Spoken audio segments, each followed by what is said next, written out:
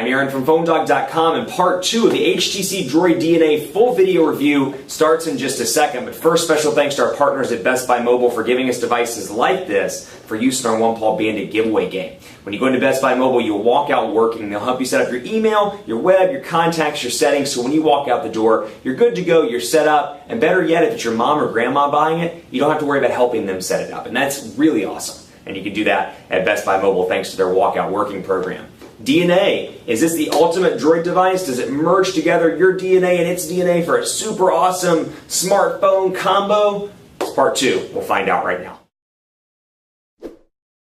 Part 2 of a review of the flagship device when it comes to Verizon, the HTC DROID DNA. This thing was announced last week and it's going to be available tomorrow at VerizonWireless.com and in retail stores for $199.99 with a 2-year agreement. Now, specs-wise, this thing is the best of the best. At least that's what HTC says, and it does have some killer specifications. It's got a 1.5 gigahertz quad-core Snapdragon S4 Pro CPU. It's got a 5-inch 1080p HD display, so a huge display in itself, but also it's the first device in the US to have 1080p on the front. So 1080p here, gigantic there. No longer is the 720p display the display that's cool. I mean, they may still be cool, but this is cooler.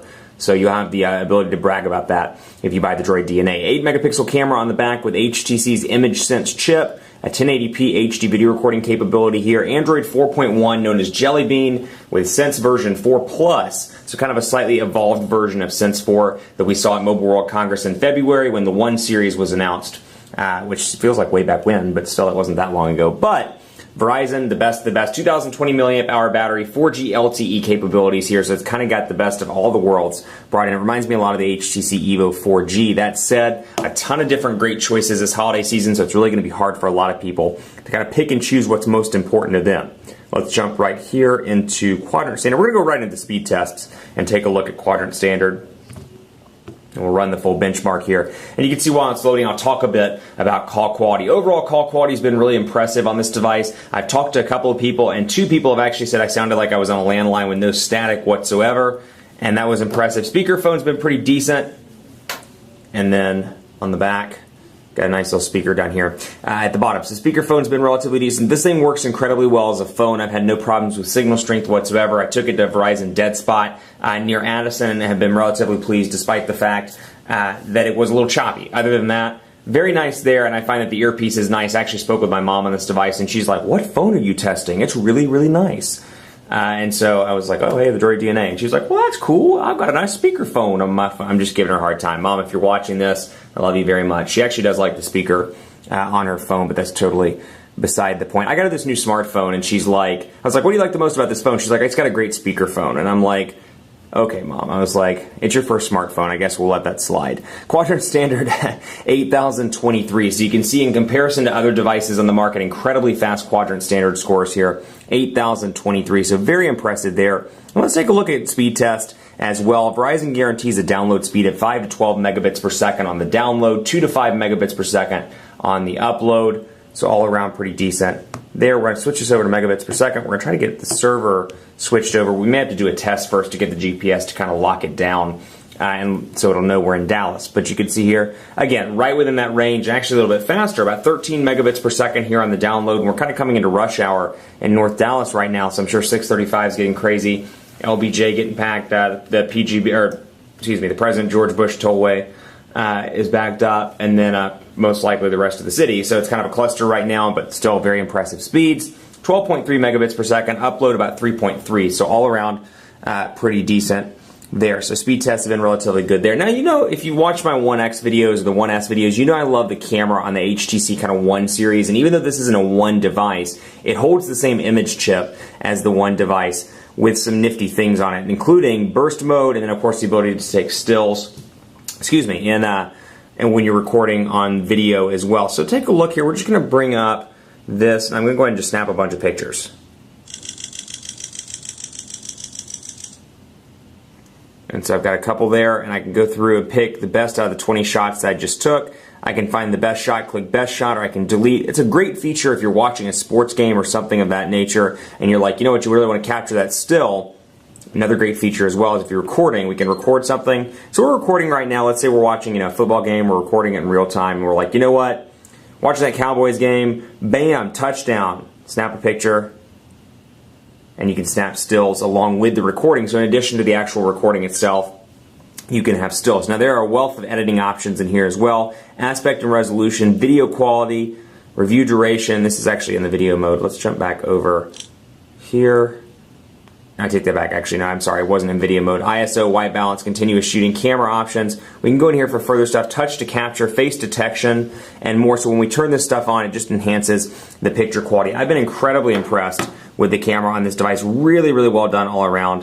You can see focusing in here on the Galaxy Nexus, and a nice fast shutter as well. And despite it being a fast shutter, image quality is still absolutely fantastic across the board. You can see zooming in how clear this is. You can still see Google really well, and you can see the clarity around the ring here, the chrome ring, and then of course the little dots, the texture rather, on the back of the Galaxy Nexus's battery door. But you can see all around really impressive camera. It's something that this thing does very well. So otherwise, I want to talk a little bit to close out about HTC Sense 4 Plus. Like I said, we showed off some of the personalization stuff in part 1. I want to go into part 2 a little bit more in depth and show you some of the things like widget capabilities. For example, here you've got 7 home screens, and there's no real change to the way this looks. If you're used to Sense 4 at all, you'll see that it's a pretty similar look and feel. I can come in here, for example, to Calendar with HTC and find all the different calendar widgets that I need. And I can go in here and, let's say I want the agenda one. What shows me which home screens are empty, and I can bring this right down here on the home screen, hit OK,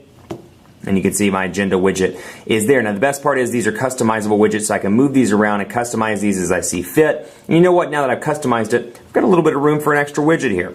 So we'll go into Gmail, and I'll bring in the Gmail widget, for example, and actually we'll have to resize this and then bring it over. But you can see, again, customizable widgets both on the Android side and on the HTC side make for maximum customization options on these devices. So we're good to go there. Let's bring this over. And I can put that down there. And of course, these are dynamic widgets, meaning I can actually scroll on the widget itself as opposed to actually clicking on it and then scrolling down on the widget. So it's got some great stuff like that. I really enjoy those little features. 4G LTE is nice and fast. As you can see, it's a really killer device. Quad-core processor. It's going to be all around the device to have this holiday season. And of course, you can see HTC's Sense 4 Plus still intact here in the dialer. You got your dialer, and of course, it shows your favorites, your contacts. I actually don't like how it groups everything together. So we'll dial 611, for example, and you can see what that looks like. We'll just end it out here because I want to show you recent calls, favorites. So it all kind of groups this stuff together, and you're like, once you get a couple of missed calls and recent calls and favorites and contacts, you're like, all this stuff's just kind of jumbled together, and it creates a mess to me, as opposed to something a little bit more clean like LG's user interface or Motorola's or even Samsung's user interface, with the way it kind of organizes it, where it's just a dial pad area where when you start dialing, you note. So it's kind of like that's here and that's it. And then of course up here you got your tabs, whereas here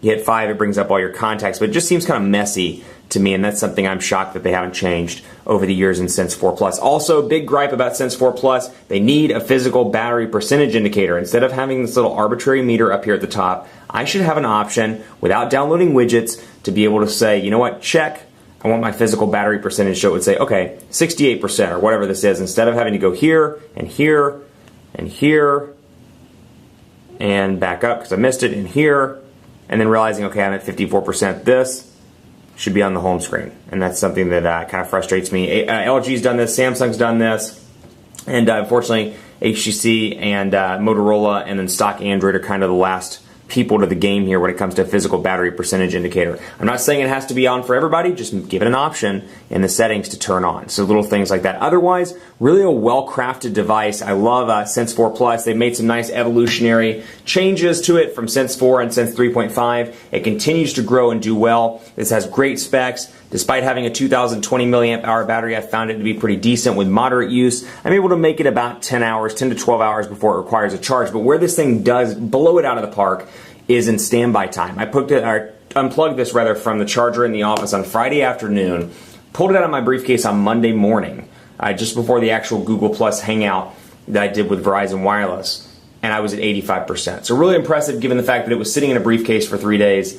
15%, actually I think it was like 12%, but it's still really a small amount of battery consumed given the fact that it was in a briefcase for 48 to 72 hours. So really impressive all around there. Standby times continue to be good on this device. So yeah, you may lose some battery juice when it comes to using this. If you're a heavy user, you may want to keep a charger around. That said, standby time is actually really impressive, and HTC continues to improve on little things like that. So hopefully this will get their market share back up in the US so they can compete with Samsung, with Apple, and with the other vendors in the mobile marketplace. But still, great device. This is a top choice for me this holiday season. It's got killer specs, and I think a lot of people are really going to like this, especially the beautiful 1080p HD display. Keep it locked on PhoneDog.com for continuing coverage of the HTC Droid DNA. We'll have a bunch of dogfights, so stay tuned for those, and be sure to let me know what you think on Twitter at PhoneDog_Aaron. Let me know if you like this device. Let me know if the storage thing, the fact that it only has 16 gigabytes of onboard storage and there's no micro SD card slot so you can't expand. Let me know if these kind of things turn you off, or if you're okay with that. You realize that you've got cloud storage and that's going to be more than enough for you. Or maybe you're like, why in the heck did they not include a micro SD card slot or a bigger battery? Let me know what you think. PhoneDog_Aaron on Twitter, Facebook, Facebook.com/PhoneDogAB. Love to hear from you on both counts. So I'm actually going to pull up a browser page, for example, just now, twitter.com. I'll pull up my personal page, twitter.com/AaronCBaker. And just going to show you again how fluid this device is all around. So you can see, and the screen's not really doing it justice, but absolutely gorgeous colors here. Text is really where this thing shines. Beautiful text all around.